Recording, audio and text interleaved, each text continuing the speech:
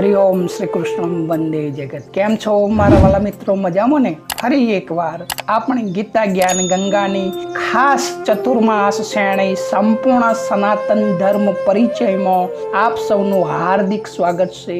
સૌને મારા જય શ્રી કૃષ્ણ, જય માતાજી, રાધે રાધે। વાલા મિત્રો, ગુરુ પૂર્ણિમા પર્વની સર્વને ખૂબ ખૂબ વધાઈ સાથે સદગુરુના ચરણમાં વંદન સાથે આજના સત્સંગના શ્રી ગણેશ કરીએ। તો મિત્રો, આજનો વિષય સનાતન ધર્મના 4 વેદોમાંથી સૌથી પ્રથમ ગ્રંથ ઋગ્વેદ પરિચય, ઋગ્વેદનો સંપૂર્ણ પરિચય અને સાથે સાથે ઋગ્વેદનું મહાવાક્ય જે બ્રહ્મ કેવો છે, તો બ્રહ્મનું લક્ષણ વાક્ય છે પ્રજ્ઞાન બ્રહ્મ, તો તેનું આવતીકાલે આપણે વિવેચન કરીશું। તો સંપૂર્ણ માહિતી સહેજ પણ ટૂંકવ્યા વિના, એકેય ભૂલ વગર, વિષયને અતિ વિસ્તારથી, કોઈ પણ શંકા ન રહે તે રીતે સરળ ગુજરાતી માતૃભાષામાં દરરોજ એક સ્વતંત્ર સનાતન ધર્મના ગ્રંથનો પરિચય આપણી નક્કી કરેલી 14 સ્ટેપ પદ્ધતિથી આપણે સત્સંગ કરીશું। તો આજે જ ચેનલ સબસ્ક્રાઇબ કરી લેવા વિનંતી, કારણ કે સનાતન ધર્મનો એક પણ ગ્રંથ વિશે આપ અજાણ્યા ન રહો અને ગમે તો શેર, લાઈક, કોમેન્ટ જરૂરથી કરશો। તો મિત્રો, સમય ગુમાવ્યા વિના આપણે સીધા સત્સંગ ઉપર આવીએ। તો મારા વાલા મિત્રો, ચાલો આ મંગલકારી અને ઐતિહાસિક શ્રેણીના શ્રી ગણેશ કરીએ। વૈદિક સાહિત્ય ભાગ 1 ઋગ્વેદ પરિચય। તો ગ્રંથનું નામ, સામાન્ય વિગત કે આ સનાતન ધર્મનો જ નહીં પરંતુ સમગ્ર માનવ સંસ્કૃતિનો સૌથી પ્રથમ અને પ્રાચીન ગ્રંથ છે। તેની વ્યાખ્યા ઋક એટલે કે જેમાં દેવતાઓને સ્તુતિ કરવા માટેના મંત્રો એટલે કે ઋચાઓ છે તેવા વેદ, આ 4 વેદોમાંનો પ્રથમ સ્થાને આવે છે। મિત્રો, બીજો પોઈન્ટ ગ્રંથના રચનાકાર અથવા પ્રગટ કરતા ઋષિ। તો મિત્રો, અપૌરુષેય જ્ઞાન। તો સનાતન પરંપરા અનુસાર વેદો એ અપૌરુષેય છે, એટલે કે તેની રચના કોઈ મનુષ્ય નથી કરી। આ જ્ઞાન સૃષ્ટિના પ્રારંભમાં પરમાત્મા દ્વારા ઋષિઓના હૃદયમાં સ્વયં પ્રગટ થયું હતું।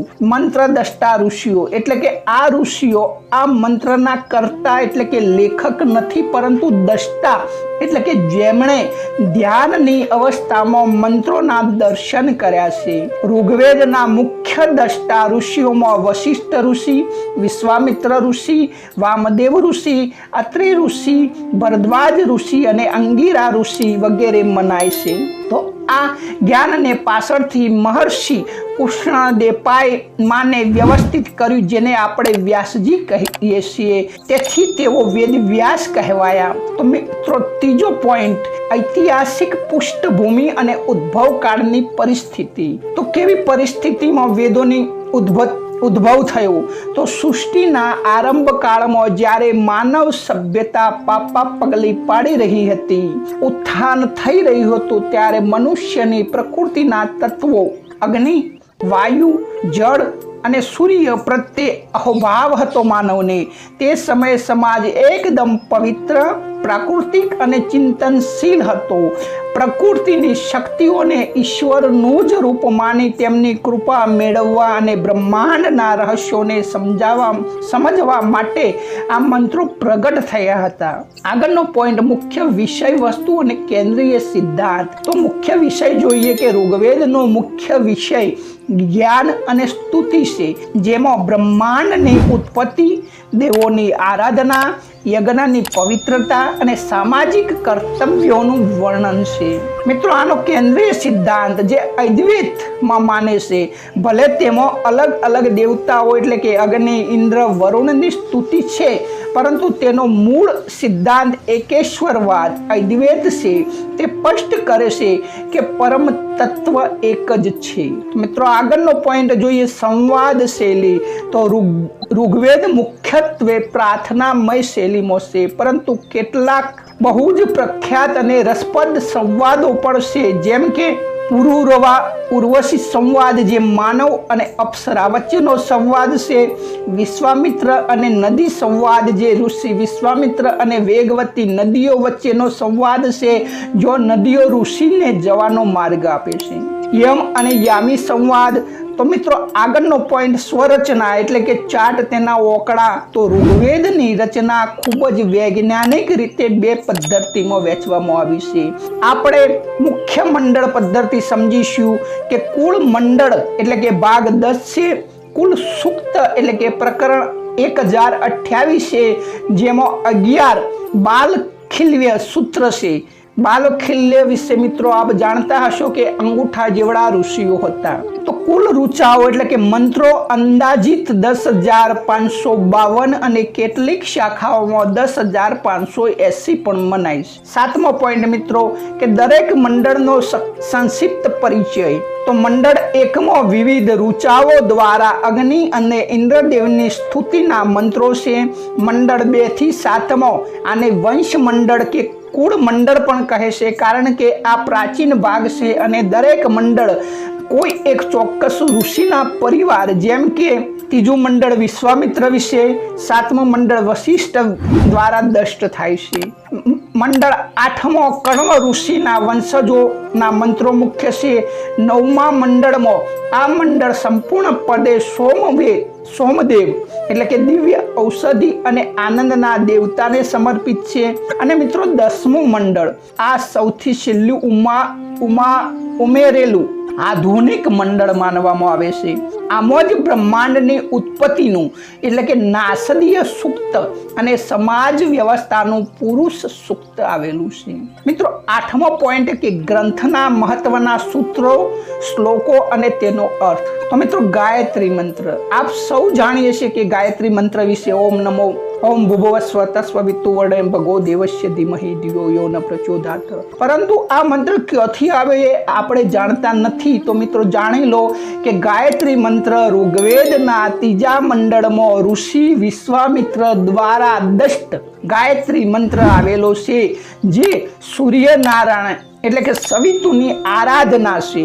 અને આ વેદમાં મહાવાક્ય છે, એક શબ્દ વિપ્રા બહુધા વેદંતી। તો આનો આ પહેલા મંડળનું 164મું સૂક્ત છે અને 46મો મંત્ર છે। આનો અર્થ થાય કે સત્ય એટલે કે ઈશ્વર એક જ છે, પરંતુ જ્ઞાની પુરુષો તેને જુદા જુદા નામે બોલાવે છે। અને મિત્રો આ ઋગ્વેદમાં એક મહાવાક્ય છે જે સાધકો માટે અત્યંત ઉપયોગી છે અને જેના દ્વારા આત્મ સાક્ષાત્કાર થાય છે, જે બ્રહ્મનું લક્ષણ વાક્ય છે કે શિષ્ય જ્યારે ગુરુને પૂછે છે કે બ્રહ્મ કેવો છે, આત્મા કેવો છે, ત્યારે ગુરુજી તેને કહે છે કે પ્રજ્ઞાન બ્રહ્મ। તો એના વિશે આપણે આવતીકાલે વિસ્તારથી મહાવાક્યનો પરિચય જોઈશું, કારણ કે વિડીયો લોબો થઈ જાય અને મજા ના આવે અને મહાવાક્યને અતિ સૂક્ષ્મતાથી જોવું જરૂરી છે।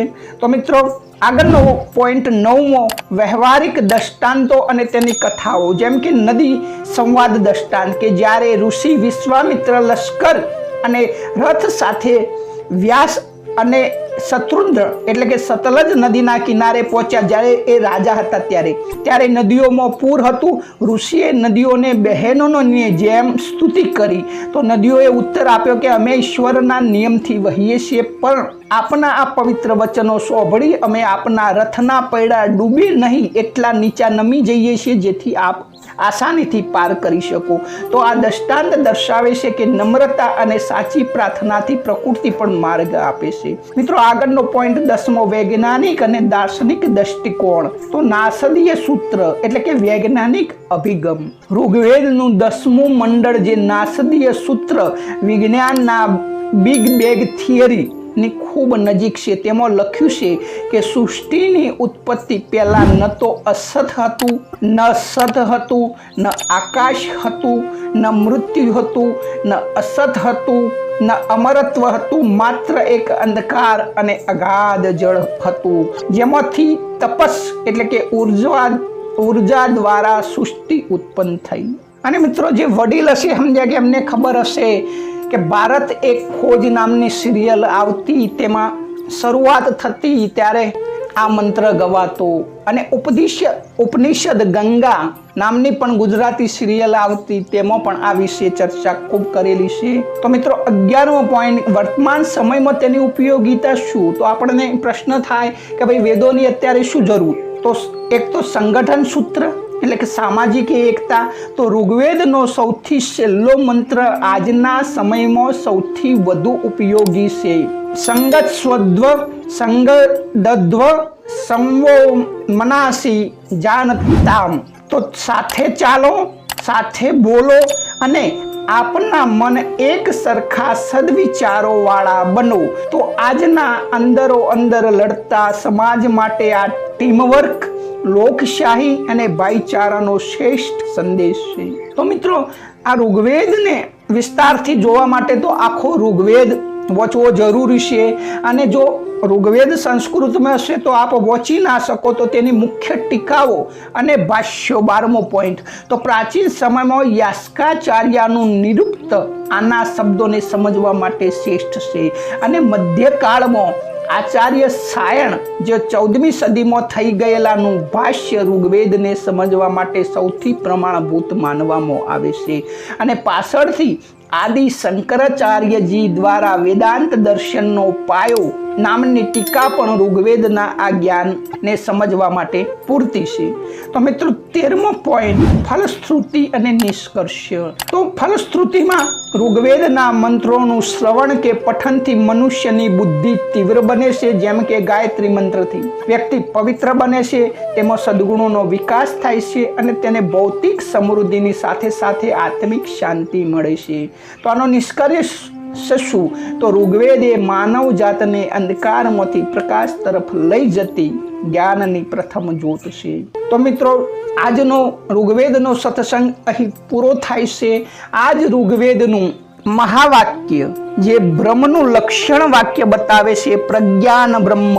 તો એનો વિસ્તારથી આ જ પદ્ધતિથી આપણે સંપૂર્ણ માહિતી સહેજ પણ ટૂંકવ્યા વિના, એક પણ ભૂલ વગર વિષયને અતિ વિસ્તારથી કોઈ પણ શંકા ન રહે તે રીતે સરળ ગુજરાતી ભાષામાં આવતીકાલે સમજીશું. તો મિત્રો આવો સરસ, સંપૂર્ણ અને અતિ દુર્લભ સનાતન ધર્મના ગ્રંથો વિશેનું જ્ઞાન બીજે ક્યાંય નહીં મળે. તો આપને મારી નમ્ર વિનંતી છે કે ચેનલને આજથી જરૂરથી સબસ્ક્રાઇબ કરી લેશો, જેથી ચતુર્માસ દરમિયાન મોટાભાગના બધા જ સનાતન ધર્મો આવરી લેવામાં આવશે. તો સૌને મારા જય શ્રી કૃષ્ણ, જય માતાજી. આવતીકાલે ફરી મળીશું ઋગ્વેદના મહામંત્ર, મહાવાક્ય પ્રજ્ઞાન બ્રહ્મ ના સત્સંગમાં. ગીતા જ્ઞાન ગંગા ચેનલ જરૂરથી સબસ્ક્રાઇબ કરજો. સૌને મારા જય શ્રી કૃષ્ણ, જય માતાજી, રાધે.